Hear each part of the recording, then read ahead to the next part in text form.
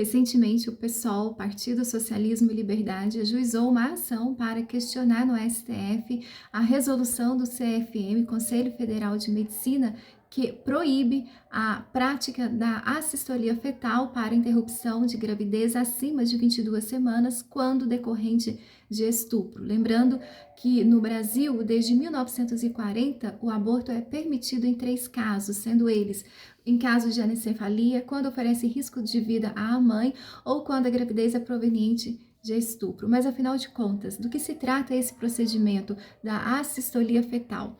Este procedimento consiste em aplicar cloreto de potássio no coraçãozinho do bebê por meio de uma agulha imensa com a ajuda de um ultrassom. Então, fica tentando acertar o coração do bebê e isso pode levar um enorme tempo, ou isso pode ser repetido por várias vezes. E injetado cloreto de potássio no coraçãozinho do bebê vai provocar uma parada cardíaca, ou seja, o coração vai parar de bombear o sangue para os outros órgãos, provocando assim um infarto do miocárdio. Segundo os especialistas, a dor que é provocada é extrema. Para a gente ter uma noção, em países em que a pena de morte é permitida e se usa esse procedimento, antes é preciso aplicar uma anestesia geral. No Brasil, o Conselho Federal de Medicina Veterinária recomenda que para a prática da eutanásia por meio desse procedimento é preciso se certificar que o animal esteja inconsciente, para a gente entender. Tamanha crueldade, tamanho sofrimento para quem recebe este procedimento. De acordo com o Conselho Federal de Medicina, algumas coisas precisam ser consideradas sobre este caso. Primeira coisa, que em caso de gravidez decorrente de estupro, então estamos diante de 2 vítimas, a mulher e o bebê. E então, outra coisa que precisa ser considerada é que uma gravidez acima de 22 semanas apresenta um bebê viável para a sobrevivência fora do útero materno. Outra coisa a ser considerada é que, neste caso, acima de 22 semanas, não ocorrerá, portanto, o aborto, mas sim um parto prematuro. Ou seja, de todo jeito ocorrerá um parto, de todo jeito a criança nascerá. A grande decisão é se será permitido que ela nasça com vida ou sem vida. A OMS defende esta prática porque para a OMS se evita constrangimento, tanto para a mãe quanto para a equipe médica. E que constrangimento é esse? Do que nós estamos falando? De acordo com a OMS, evitar que a mãe ouça o choro do bebê durante o procedimento poupa a mãe de um trauma e poupa desconforto à equipe médica. Esse é o raciocínio da OMS. E foi sobre este raciocínio que o ministro Alexandre de Moraes suspendeu a vigência dessa resolução, tanto que no dia 19 enviou a 5 hospitais de São Paulo o aviso, dando a eles 48 horas para poder comprovar que então estava sendo colocada em prática a assistolia fetal.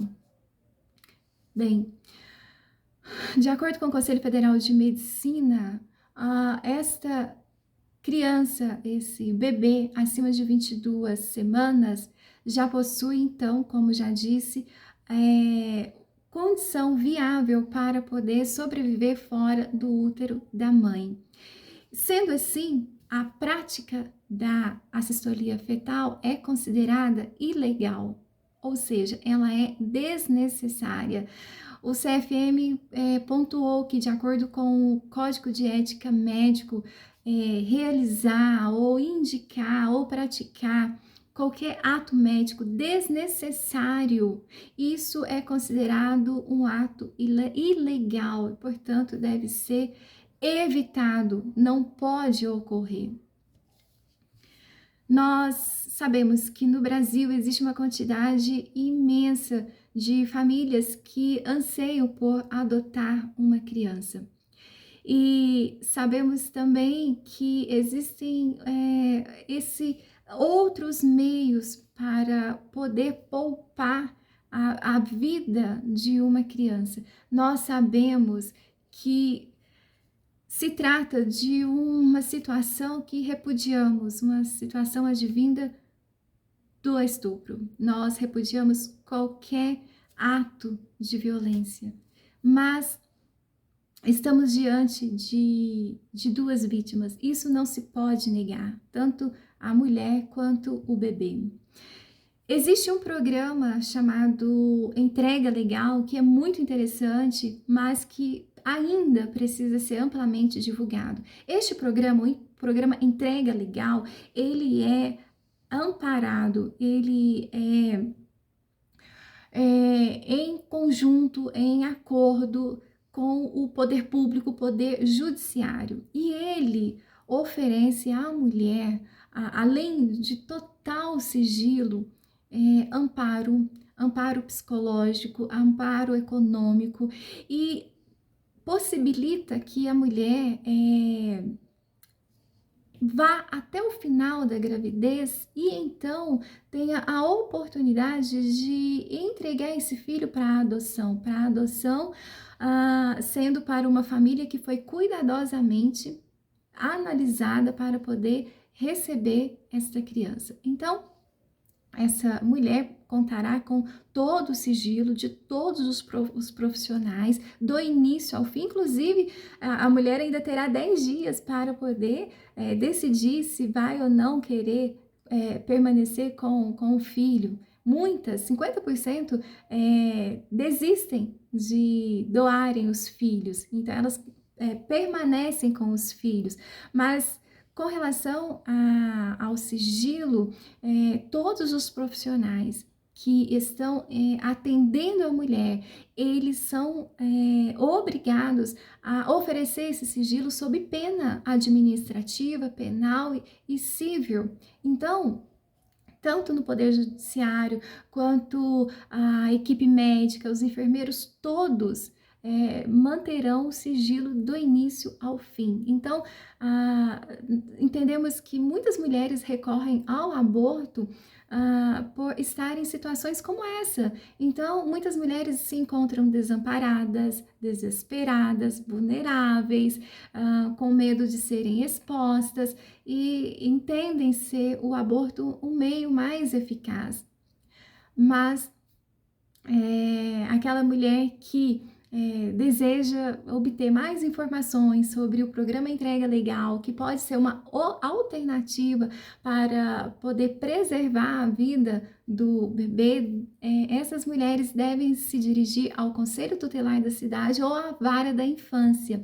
Lá ela obterá todas as informações e poderá ter a chance de levar a gestação até o final e então preservar a vida do bebê, apesar da situação tão traumática, situação tão delicada e tão difícil.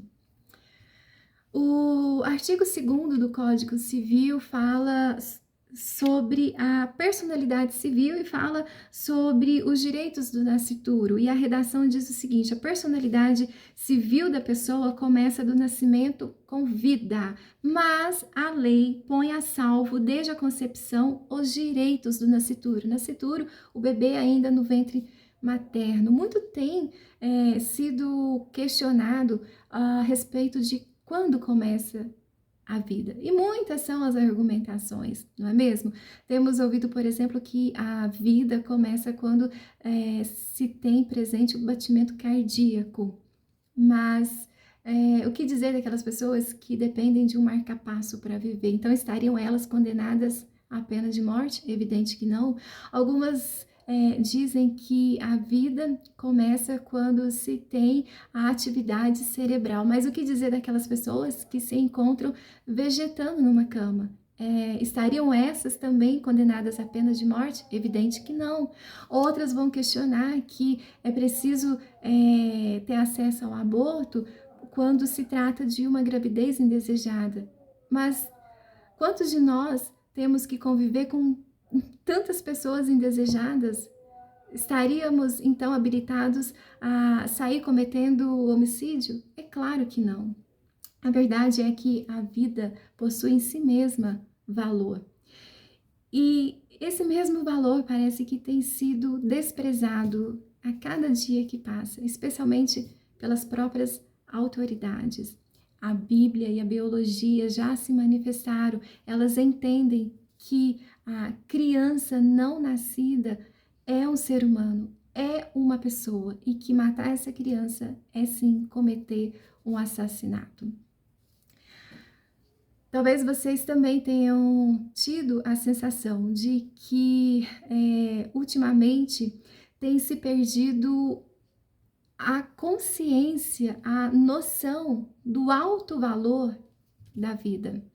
Ultimamente temos a sensação de que tem se perdido a consciência do alto valor que o ser humano possui de ser semelhante ao Criador.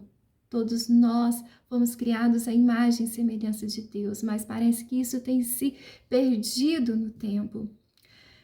Não raramente temos nos deparado com argumentos sendo considerados fundamentais para se interromper uma gravidez. Argumentos de ordem sociológica, de ordem financeira, de ordem profissional, e tantos argumentos têm sido usados no sentido para poder rejeitar uma gravidez, para poder interromper uma gravidez.